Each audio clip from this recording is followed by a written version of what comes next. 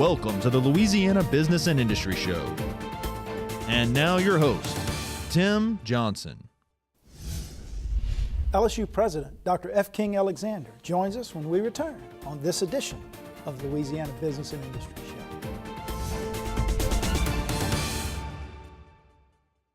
Passion, experience, safety.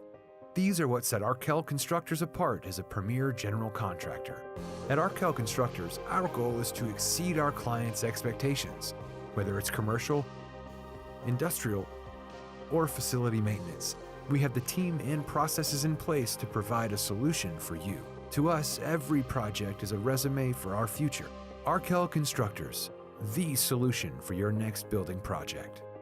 Promoting workplace safety and family wellness. That's our motto at Gulf Coast Occupational Medicine. The Gulf Coast staff is made up of some of the most knowledgeable and hardest working medical professionals in Louisiana. We care about your safety and your bottom line. With 8 convenient locations in the greater Baton Rouge area, our services include injury management, physical exams, medical surveillance, and substance abuse testing. For more information, visit us on the web at gcombr.info and ride the wave to safety. It might be one of the most efficient, most effective methods of communications we've ever used.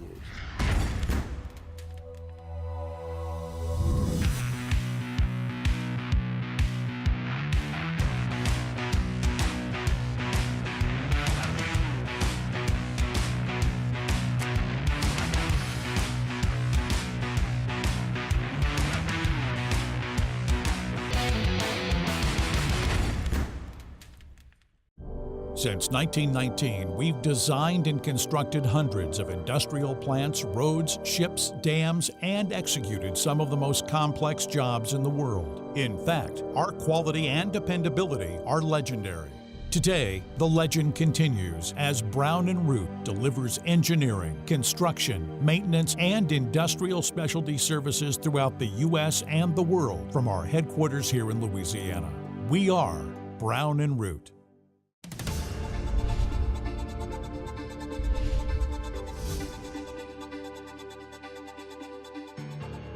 Welcome back to the Louisiana Business and Industry Show. King Alexander, president of LSU, joins us. Buddy, welcome back. It's great to be back, Tim. How's your jump shot? We play basketball together every now and then. You play any lately? I think the older you get, the more inconsistent you get. It was on the other day, but the week ago I couldn't hit the side of a barn. Don't get out there as much as I want to, but I hope I get to see you sometime soon. Let's talk about the current state of the LSU system. Give us an overview.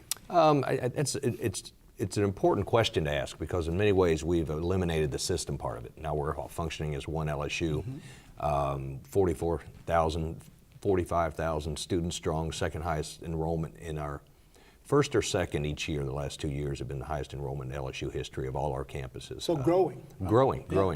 Even our regional campuses, LSUA is the fastest growing campus in the state, and it's grown by about 26%. S is growing, E is growing well. Our main campus, we grew by a fraction last year with all the externalities that hit us over the summer, the floods and everything. We had to make a lot of adjustments and flexibility that we adapted to. We're looking forward to a robust enrollment next year. Even more out-of-state students and more underrepresented students keep coming in. We're going to talk about budget situations and the impact of the consistent budget cuts that you've faced over the last few years, but a couple of things. Number one, you've been able to continuously grow given all of the external factors that hit you, as you mentioned last year, and with increasing entrance requirements as well. I mean, I know that those have consistently ramped up so that overall, that student population in terms of matriculation and graduation rates, we've seen some improvement in some of that, haven't we? It's a real tribute to our faculty and staff, the fact that that we're at our highest average ACT entering class. At the same time, we're graduating our largest classes of virtually every category of students. Our graduation rate's never been stronger. We are worried, though, after a decade of reductions, that you plateau and you start peaking and start going down at some point. But our faculty and staff have done just an amazing job, and our students keep plowing away and doing everything we want them to do. That sets all kinds of graduation records, which is what we're doing. You know, we'll talk about morale and the impact of the cuts, and but I guess the first place to start as we start thinking about the overall impacts and the funding reductions that you've faced and had to deal with over the years is, you know, we're big when it comes to our athletic programs and rankings, right? Mm-hmm. And I saw recently that U.S. News and World Report released its rankings, and LSU actually hit its lowest level in the last 10 years, and that only dropped a few spots overall. Yeah. But I have a couple of questions around that. Number one, how seriously do you take those rankings? What's accurate about them, what is not? And secondly, what impact do those rankings have on your faculty, on students, on parents as you try to recruit the best and brightest to the university? Not as much as many people think. Certain categories of parents look to private news sources like that. I think U.S. News is a very favorable perspective on small schools that spend a lot of money on a very small amount of people. And so in many ways I jokingly call U.S. News the greatest inefficiency rating in the country. And you'll see schools like Emory ranking higher than Berkeley and UCLA and Michigan, and it just doesn't pan out or make sense when you take a good look at it. A series of other rankings have come out. Certainly Money Magazine does one, Washington Monthly does one, the College Scorecard. I think more and more parents and students are paying attention to outcomes. And the more we put our outcomes out there, because we've got some great stories to tell. Only 1 out of 3 students graduates with any debt whatsoever at LSU, and 80% of the nation's undergraduates graduate with debt. Significant debt, right? Significant debt of almost 30+ thousand apiece. And our starting salaries are among the best in the United States. Mid-career earnings are 20th of 50 flagship institutions. I tell people there's an SEC ranking I like to pay attention to, and it's the fact that our starting salaries are 3rd or 4th in the SEC every year, which says a lot about what's happening to our graduates when they get out of this. So how do you continue to tell the story when a national publication comes out like that, when the truth of the matter is, if you look at value, because that's what we're talking about when we think about lack of debt, cost of attendance, overall starting salaries, mid-career salaries, areas that LSU ranks very high in. Right. How do you continue to tell that story when national publications may not tell a story that's quite as favorable? Yeah, the way it was in the past, a couple national publications simply measured inputs. What's happening to a student as they're coming into the institution? What we learned is, as college costs have gone up nationally, what we've learned is that parents and students really want to know what happens afterwards. What happens to your graduates? Do they have to go to grad school in order to get a good job? Which many schools say they brag about 90% of their kids going to grad school. Well, some of them aren't equipped to go in the job market, so they have to go to grad school, getting more and more in debt as they go along the way. We're very pleased to be among the best in the fact that our students get good jobs and they start out their careers with a great return on investment and lack of debt. They lack the debt that you read about nationally that has become $1.3 trillion nationally. It's amazing. It's amazing. Yeah. It is.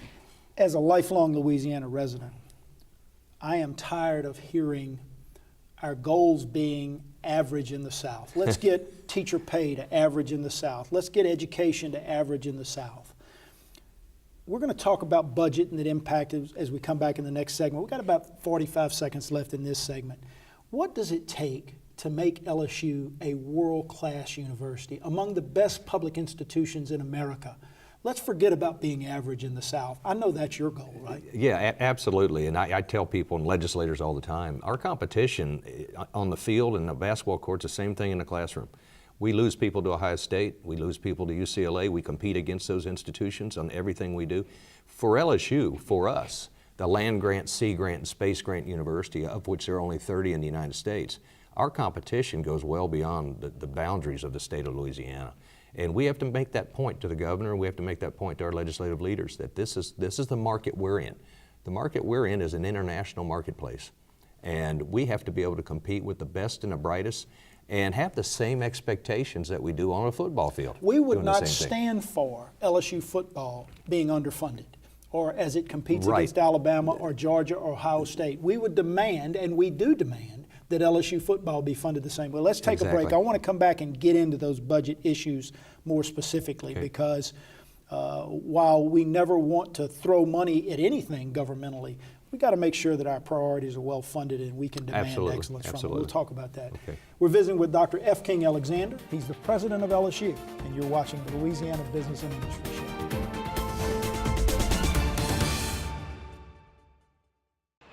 Consumers and property owners with construction projects can have a successful result or regretful experiences that could have been avoided. Before any construction project, verify licensure of the contractor and check references. Scammers will claim to be insured or bonded, so always check first. Download our app, LA Contractor, from the Android or Apple Store. Visit our website, lacontractor.org, or contact the Louisiana State Licensing Board for Contractors. We're here to help before things go wrong. Hire a licensed contractor. It's the law.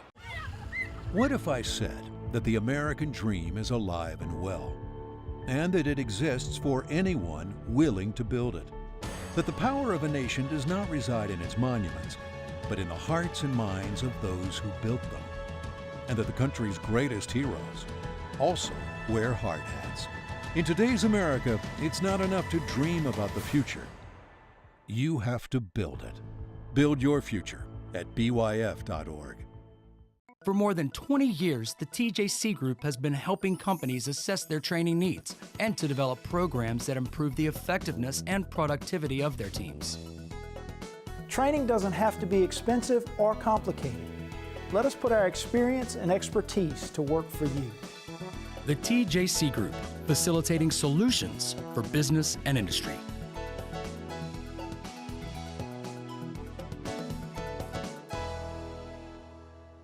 Spadel's Florist was founded over 30 years ago.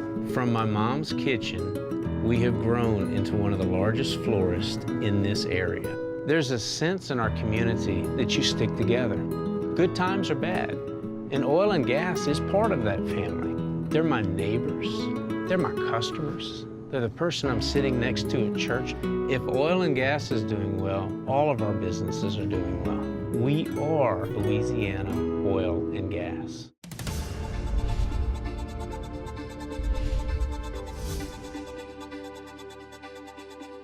Welcome back to the Louisiana Business and Industry Show. King Alexander, the president of LSU, is our guest. So let's talk about these funding issues, all right?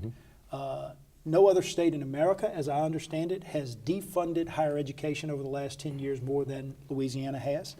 We've put you through budget cuts, beginning of the year, mid-year budget cuts. While we don't generally believe that money is the answer to every issue, I certainly talk about on this program often that we've got to have real priorities, we've got to fund them adequately and demand excellence from them. Let's talk about the impact of the budget. First, give us an overview of where you stand, and then let's talk about what's happened to you over the last few years. Well, most people throughout the state probably see LSU as a primarily state-funded institution, and 10 years ago, we were about 75% of our funding did come from the state. Now we're down to about 20%. So students are constituting, our students are the ones we're educating. They are paying the freight. They're paying 80% of the cost of the education that they're receiving and their peers are receiving. So we've had a complete reversal. Now many states have gone through this type, we've got a national crisis with states getting out of their responsibilities to fund public higher education. And that's what we're working to try to stop at the federal level and other areas to incentivize states to stay in the game. We hit this bumpy road way too fast and too frequently. And currently the legislative leaders and the governor, they seem to be very keen on making sure that they can help restore or at least protect higher education, unlike the previous 9 years where it was just one hit after another.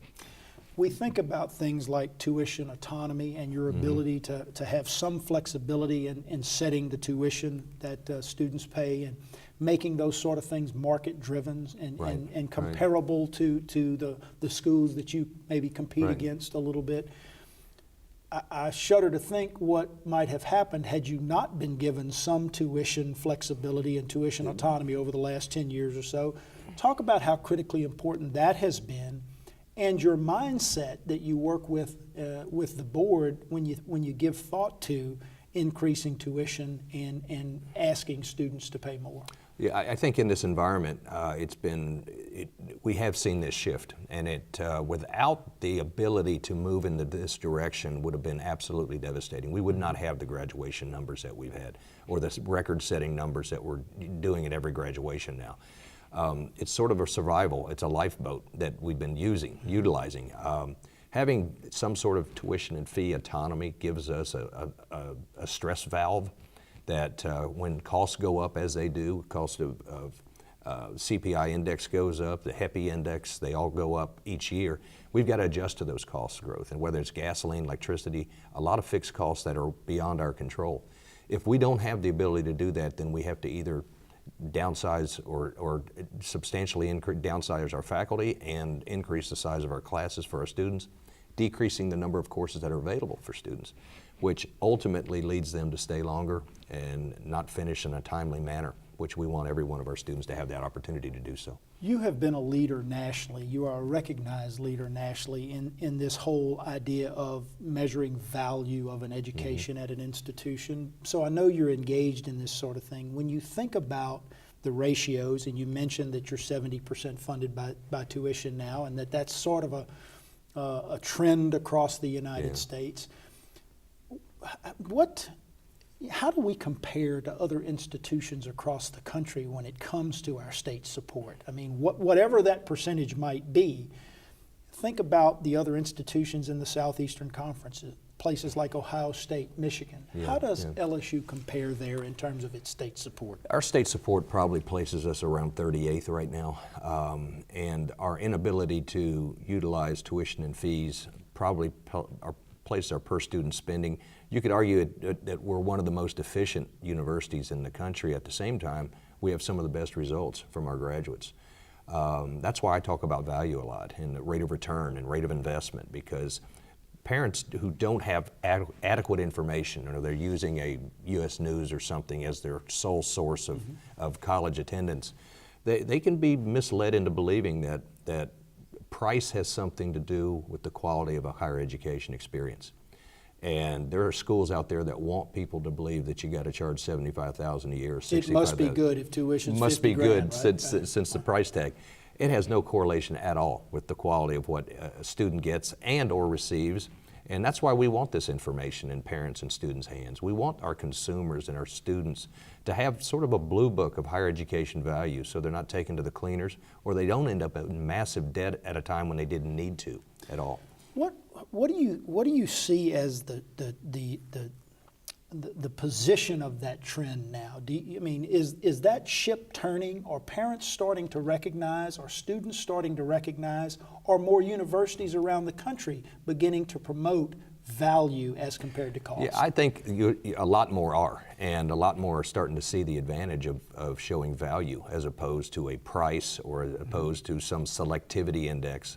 And that's why that many of these new magazines are using the college scorecard and actually showing parents and what happens to the graduates, the Washington Monthly. I mean, are they engaged in social activities? Are they engaged in service activities? What happens to the students while they're there, and what happens to them when they graduate? I think that's the critical argument that this is moving into.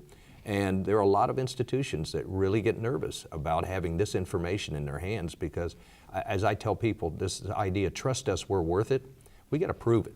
And now we're moving into an environment of proof, and parents, and I know the students at LSU, when they come in and with their parents, and we share this information with them, they come up to me and say, where can we get this stuff? Because that's exactly what we've been looking for. You and I were talking during the break, and I mentioned that I speak on career and technical education a lot around the country, and one of the themes that I generally use is that education at all levels exists, not exclusively, but primarily to prepare individuals to participate successfully in the economy. That's right. And you are really focused on that at LSU. Yeah, absolutely. And we'll put our data up with anybody. And we just want our parents and our students to have better information, good information, type of information that will last a lifetime if you make the right choices at this time. Let's take a break. We come back, I want to talk about this upcoming legislative session, what you might be hearing from the governor and legislators, and where we might be headed in terms of overall funding for higher education in Louisiana. We're visiting with King Alexander. He's the president of LSU, and you're watching the Louisiana Business and Industry Show.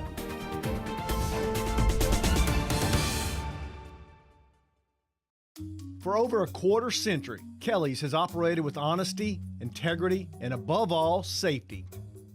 Kelly's features a fleet of quality equipment operated by dedicated, safety-minded employees skilled in land clearing, above-ground right-of-way maintenance, vegetation control, station yard and manned facility maintenance, above-ground pipeline support, and more.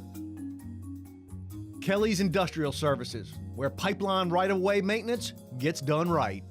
For more than 25 years, the TJC Group has been helping industry communicate and build relationships with communities, elected officials, and governmental agencies. We are the leading firm in the U.S. for the development, management, and facilitation of industry-based community advisory panels.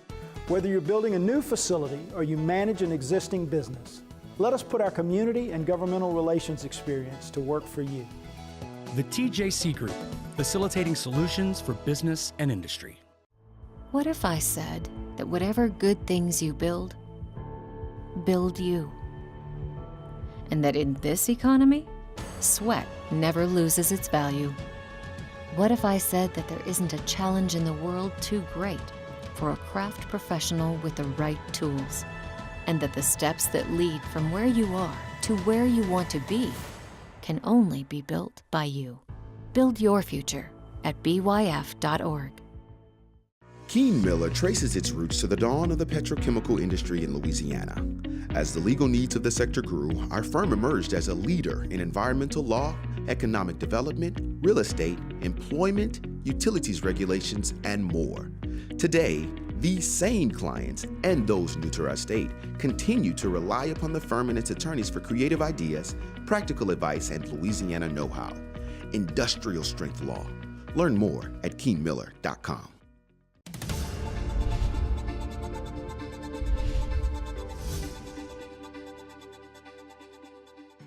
Welcome back to the Louisiana Business and Industry Show. King Alexander, president of LSU, is our guest. A lot of folks who pay attention to this show are business leaders around the state. They want to know that in everything that we fund with tax dollars, we're being as efficient as possible. You touched on some of that a little earlier in the second segment. But give us your thoughts on that. Assure our audience that you guys are doing everything you can with the dollars that you have and that you're maximizing. I heard someone say one time that if you can always do more with less, pretty soon you can do everything with nothing. You can always. But talk about maximizing the dollars that you have. Well, you can always be more efficient by just closing, shutting things down. Shutting things down, and that's not what we've done. Everything we possibly can. That's one reason why we don't have a system anymore. Right. We've eliminated dozens and dozens of administrative positions that used to be in a system, because actually when I was hired, the idea was that we're really not big enough to be our own system. I mean, compared with some of the systems that I've been in California and in Kentucky and North Carolina, those are legitimate systems because of the number of institutions and the number of students. We have 44,000 students and 34,000 are on one campus. Right.